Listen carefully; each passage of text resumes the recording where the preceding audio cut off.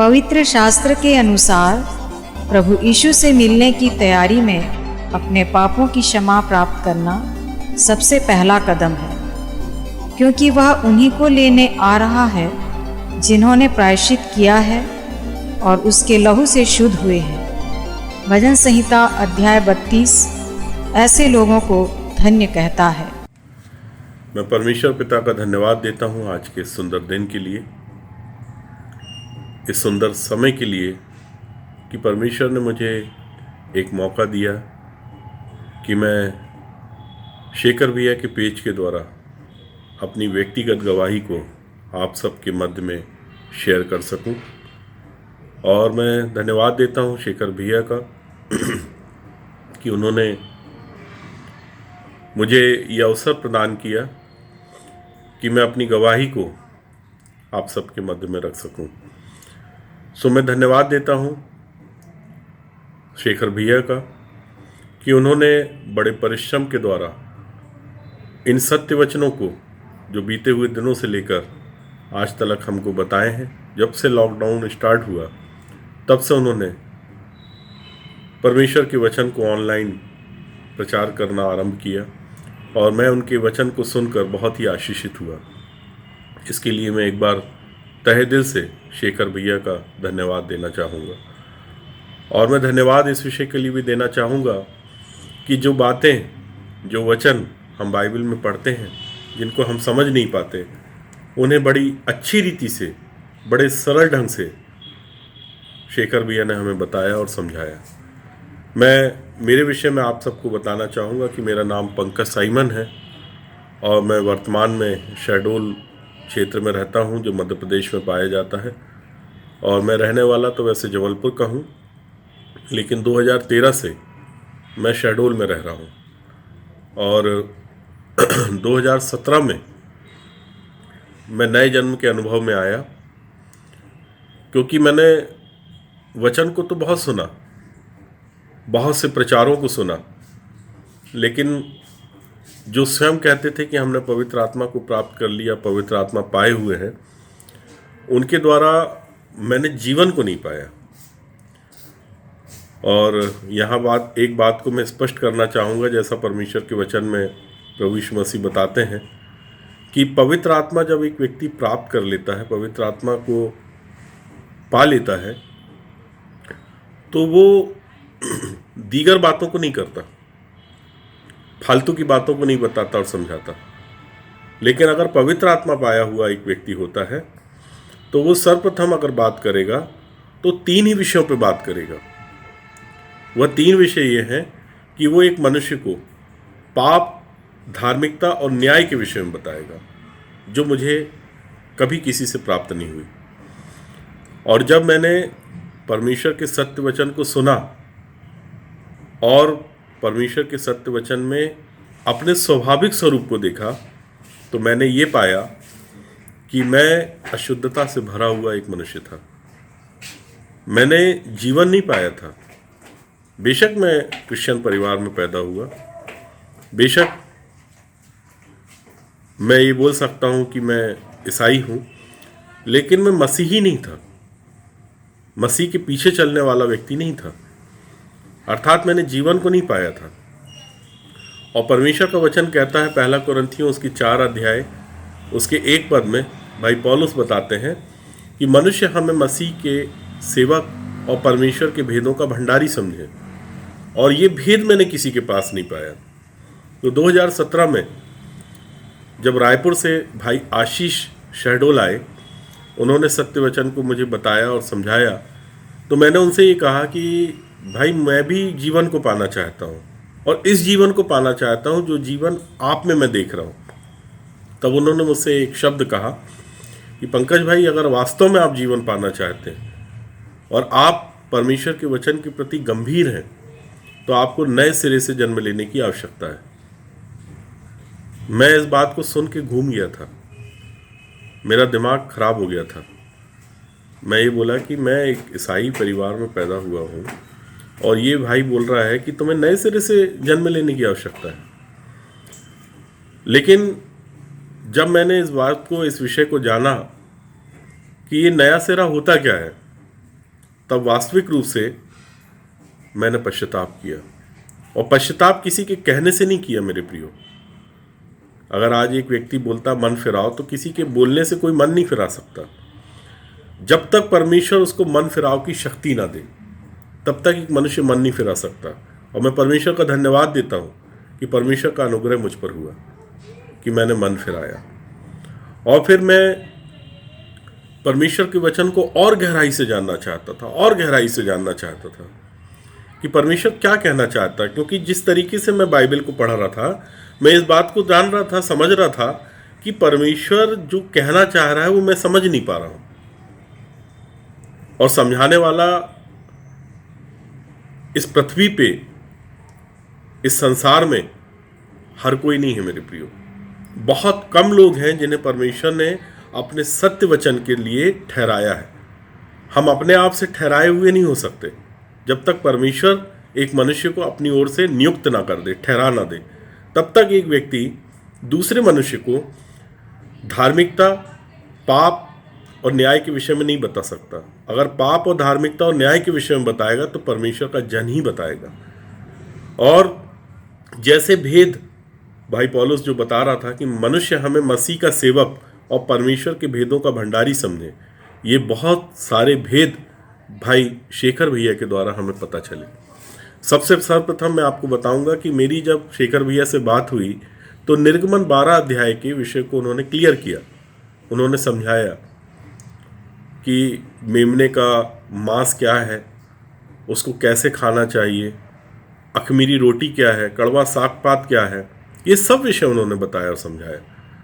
और अद्भुत रीति से मैं उनके वचन को सुन के बहुत ही आशीषित हुआ और आज भी मैं उनको रेगुलर सुनता हूँ। सो मेरे प्रियो, परमेश्वर के वचन के अनुसार जो परमेश्वर ने कहा है कि परमेश्वर का वचन अर्थात ये सुसमाचार भेद है और भेद की रीति पे लिखा गया है। और ये बात को मैं पूरे विश्वास के साथ आपसे कहता हूँ कि अगर परमेश्वर के भेद को जानना है तो सर्वप्रथम एक मनुष्य को उसका विश्वास योग्य होना पड़ेगा। अगर वो उसके प्रति विश्वास योग्य नहीं हुआ तो परमेश्वर अपने भेद, अपने सीक्रेट, अपने रहस्य को कभी किसी और पर प्रकट नहीं करेगा। क्योंकि एक वचन में और पौलुस ने इस बात को स्पष्ट किया, पहला कुरिन्थियों उसके 2 अध्याय में उसके 9 पद में पौलुस ने कहा कि लिखा हुआ है कि जो बातें आँख ने नहीं देखी और जो बात कान ने नहीं सुनी और जो बात मनुष्य के चित्त में नहीं चढ़ी, वे ही हैं जो परमेश्वर ने अपने प्रेम रखने वालों के लिए तैयार की है। सो मेरे प्रियो, वास्तविक रूप से जब एक मनुष्य परमेश्वर से प्रेम करता है, प्रेम रखता है, तो परमेश्वर अपने भेदों को उस पर प्रकट करता है। और पौलुस ने पहला कुरिन्थियों उसके 2 अध्याय के 10वें पद में ये बताया कि परमेश्वर ने इन सब बातों को अपने आत्मा के द्वारा हम पर प्रकट किया। और जब परमेश्वर अपने आत्मा के द्वारा इन बातों को, इन भेदों को प्रकट करता है, तब एक व्यक्ति सही रीति से अर्थात उचित रीति से इन सब प्रश्नों का उत्तर दे सकता है। सो मैं धन्यवाद देता हूँ शेखर भैया का कि वास्तविक रूप से उन्होंने परमेश्वर के वचनों को, उसके भेदों को, उनकी उन बातों को, उस डिवाइन प्लान को जो परमेश्वर मुझसे और आपसे कहना चाहता है, उसे बताया और समझाया। और जैसा कि इफिसियों की पत्री, उसके मैं आपके सामने पढ़ूंगा उस वचन को, उसके 3 अध्याय में लिखा हुआ है, 3 अध्याय के 18 पद में कि सब पवित्र लोगों के साथ भली भांति समझने की शक्ति पाओ कि उसकी चौड़ाई और लंबाई और ऊंचाई और गहराई कितनी है। और इसी अध्याय में उसके इसी इफिसियों की पत्री उसके 2 अध्याय में उसके 20 पद में पौलुस कहते हैं कि और प्रेरितों और भविष्यद्वक्ताओं की नींव पर जिसके कोने का पत्थर मसीह यीशु स्वयं ही है, बनाए गए हो। सो मेरे प्रियो, एक व्यक्ति का निर्माण, एक व्यक्ति का जीवन अगर एक व्यक्ति बचा सकता है तो वो परमेश्वर की ओर से ठहराया हुआ जन हो सकता है। वही प्रेरित है, वही भविष्यद्वक्ता है जो एक मनुष्य को उसके पाप के दर्शन करा पाए, अगर इस पवित्र शास्त्र को पढ़ने के बाद अर्थात इस दर्पण में एक व्यक्ति अपने स्वाभाविक स्वरूप को ना देख पाए तो मेरे ख्याल से उसका सुसमाचार सुनना व्यर्थ हो जाएगा। क्योंकि भाई पौलुस कहते हैं कि सब बातें मेरे लिए उचित तो हैं, लेकिन सबसे मेरा लाभ नहीं जुड़ा हुआ है। तो जो लाभ का विषय इस पवित्र बाइबल में पाया जाता है मेरे प्रियो, हमें उस लाभ के विषय को जानना और समझना बहुत आवश्यक है। क्योंकि इतनी मोटी बाइबल अगर मैं पढ़ता हूँ तो उचित है, लेकिन मेरा लाभ, मेरा जीवन कैसे बचेगा, इसको जानना और समझना बहुत आवश्यक है। और जिस तरीके से शेखर भैया बिल्कुल स्ट्रेट फॉरवर्ड एक बात को बोलते हैं कि आज जैसे हम बोलते हैं कि मैं ईसाई हूँ, मैं क्रिश्चियन हूँ, तो एक क्रिश्चियन व्यक्ति दूसरे व्यक्ति को सिर्फ क्रिश्चियन बना सकता है। प्रभु यीशु मसीह की अंतिम आज्ञा थी, जो महान आज्ञा थी, प्रभु यीशु मसीह ने कहा था कि स्वर्ग और पृथ्वी का सारा अधिकार मुझे दिया गया है। इसलिए उसने इस अधिकार को ट्रांसफर किया चेलों को और कहा, इसलिए तुम जाओ और सारी जातियों के लोगों को चेला बनाओ। और मैं आपको निश्चित रूप से बता सकता हूं कि एक चेला ही दूसरे चेले को बना सकता है, तैयार कर सकता है, क्योंकि वह चेला ही आज्ञाकारी है। और दूसरे व्यक्ति को, जिसको वो चेला बना रहा है प्रभु यीशु मसीह का, उसे वो चेला बना सकता है, अर्थात वो आज्ञाकारी बना सकता है। क्योंकि यीशु मसीह ने कहा कि जो आज्ञाएं मैंने तुम्हें मानना सिखाई वह तुम उन्हें भी सिखाओ। तो जब तक एक व्यक्ति स्वयं आज्ञाकारी नहीं होगा, तब तक वो दूसरे को कैसे आज्ञाकारी बनाएगा। और आज परमेश्वर का धन्यवाद देता हूं कि परमेश्वर ने इस पूरे संसार में, इस पूरी पृथ्वी पर थोड़े से लोग हैं जिन्हें उसने चुना है। कहता, मैंने तुमको नहीं चुना, तुमने मुझको नहीं चुना, मैंने तुमको चुना है। तो ये परमेश्वर का अनुग्रह ही है मेरे प्रियो, कि वास्तव में परमेश्वर ने ऐसे चुने हुए लोगों को ठहराया हमारे मध्य में, जो हमें परमेश्वर का जीवित वचन सुनाते हैं बिना किसी मिलावट के। और मैं एक बार फिर से शेखर भैया का भी धन्यवाद दूंगा कि इन बीते हुए दिनों में उन्होंने वचन के भेद को, अर्थात परमेश्वर के हृदय की बातों को, जो उसने अपने आत्मा के द्वारा उन पर प्रकट की, उन्हें हमें बताया और समझाया। और जब से मैंने प्रियो जीवन को पाया है, मैं परमेश्वर के वचन के प्रति बहुत गंभीर हूँ। और आज जितनी भी बातें पौलुस ने अपनी पत्रियों में लिखी, प्रभु यीशु मसीह ने सुसमाचार के द्वारा हमें बताई और समझाई, उन सबको मैं ग्रहण कर रहा हूं मेरे प्रियो। क्योंकि परमेश्वर का वचन कहता है कि परमेश्वर ने जब हम सबसे बातचीत करना चालू किया, तो परमेश्वर कहता है अपने वचन में, इब्रानियों की पत्री उसके 1 अध्याय में, कि पूर्व युग में परमेश्वर ने बाप दादाओं के द्वारा थोड़ा थोड़ा करके, फिर भविष्यद्वक्ताओं के द्वारा भांति भांति से, और इन अंतिम युग में पुत्र के द्वारा बातें की। और इसी पुत्र ने चेलों को ठहराया कि वो जाके सुसमाचार को प्रचार करें। और सुसमाचार में मेरे प्रियो वो सामर्थ है कि एक व्यक्ति की आत्मा प्राण देह का उद्धार करा सकता है। सो मेरे प्रियो, परमेश्वर के सत्य वचन के लिए और परमेश्वर के उन आशीषित वचनों के लिए जो हमें शेखर भैया के द्वारा प्राप्त हुए, मैं परमेश्वर का धन्यवाद देता हूँ। साथ ही साथ शेखर भैया का भी धन्यवाद देता हूँ कि शेखर भैया ने बहुत परिश्रम किया इन दिनों में, ताकि वह लोग जिन्होंने अभी तक सुसमाचार को नहीं सुना, नहीं जाना, वह सुसमाचार को सुनने पाए। सो मैं परमेश्वर का धन्यवाद देता हूँ। भाई शेखर भैया का भी धन्यवाद देता हूँ, उनके परिश्रम के लिए धन्यवाद देता हूँ, उनकी धुन के लिए धन्यवाद देता हूँ, जो धुन वो बुद्धिमानी के साथ कर रहे हैं कि आज हर एक व्यक्ति तक परमेश्वर का सत्य वचन अर्थात यीशु समाचार पहुँचने पाए। सो एक बार फिर भाई शेखर को मैं धन्यवाद देता हूँ। इनके परिवार के लिए परमेश्वर से प्रार्थना करता हूँ कि परमेश्वर इन्हें और आशीषित करे, इनके परिवार को अपने अनुग्रह में और अपने बलवंत हाथों के नीचे छुपा के रखे। सो प्रेज द लॉर्ड। जय मसीह की। प्रभु मुझे और जितने भी सुनने वाले हैं सबको खूब आशीष दे और शेखर भैया को अच्छा स्वास्थ्य दे, इनके परिवार को संभाले। जय मसीह की।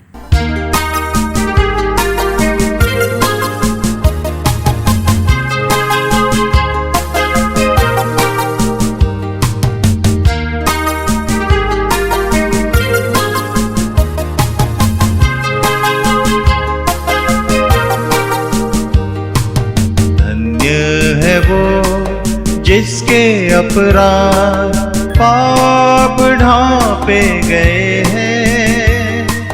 धन्य है वो जिसके अपराध पाप ढांपे गए हैं।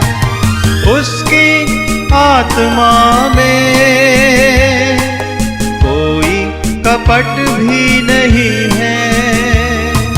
धन्य है वो जिसके अपराध पाप ढांपे गए हैं।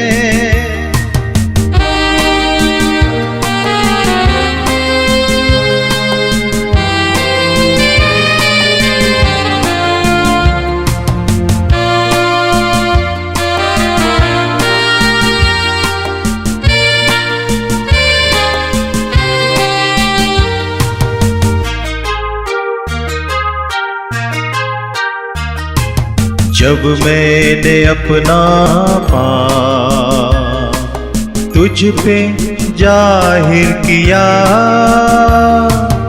और अपना धर्म तुझसे ना छिपाया, तूने मेरे पापों और अधर्म को क्षमा कर दिया है।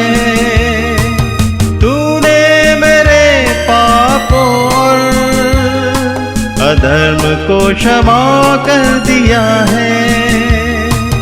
धन्य है वो जिसके अपराध पाप ढांपे गए हैं।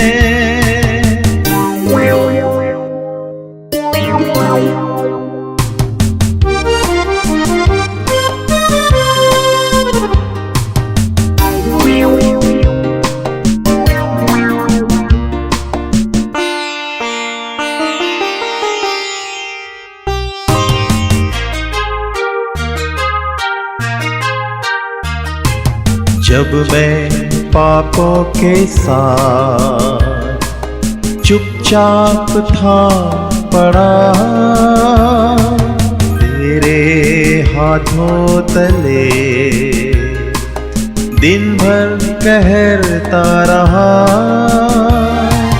मैंने कहा अपने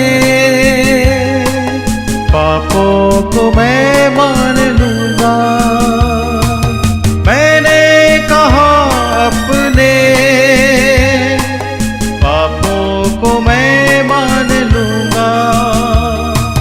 धन्य है वो जिसके अपराध पाप ढांपे गए हैं।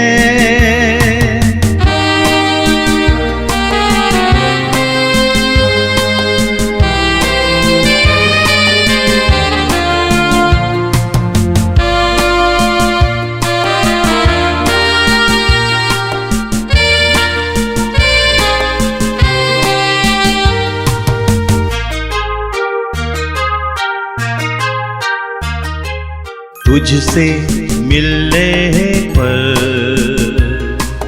हर एक प्रार्थना करे, संकट की आंधी से तब तू रक्षा करे।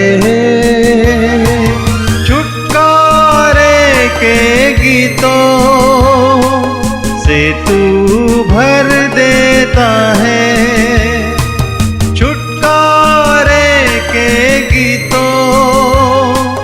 से तू भर देता है। धन्य है वो जिसके अपराध पाप ढांपे गए हैं। धन्य है वो जिसके अपराध पाप ढांपे गए हैं। उसकी आत्मा में कोई कपट भी नहीं है। उसकी आत्मा में कोई कपट भी नहीं है। धन्य है वो जिसके अपराध पाप ढांपे गए हैं।